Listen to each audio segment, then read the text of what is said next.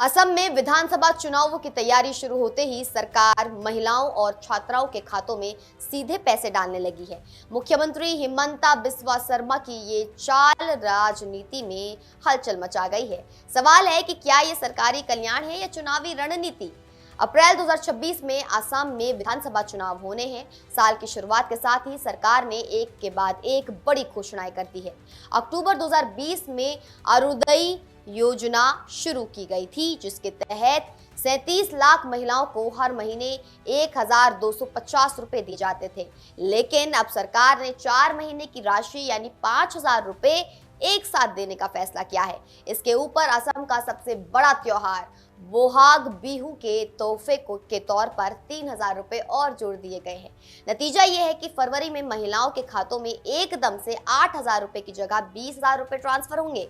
मुख्यमंत्री की दलील है कि अगर हर महीने पैसे भेजे गए तो विपक्ष से चुनावी फायदे की बात कहेगा। इसलिए सरकार ने जनवरी से अप्रैल तक की सारी रकम एक साथ भेजने का फैसला किया है, जो 20 फरवरी को सीधे महिलाओं के बैंक खातों में जमा होगी।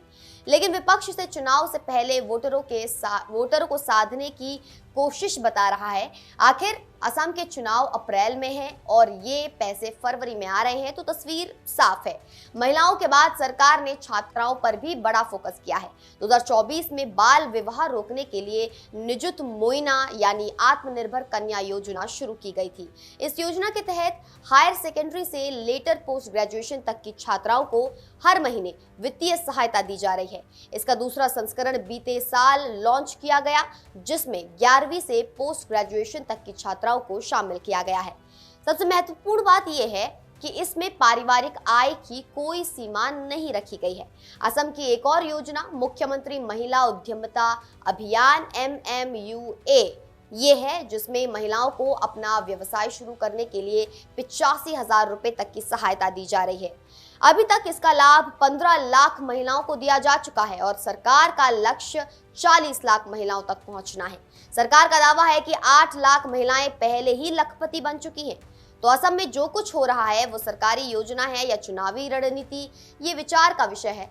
एक तरफ महिलाओं और छात्राओं का आर्थिक सशक्तिकरण हो रहा है, दूसरी तरफ राजनीतिक विरोधी इसे चुनाव से पहले की जनता को खुश करने की कोशिश बता रहे हैं। पर सच ये है कि लाखों महिलाओं को हर महीने 1250 रुपए की स्थिर आय मिल रही है, जो कमजोर और गरीब महिलाओं के लिए एक बड़ी राहत है।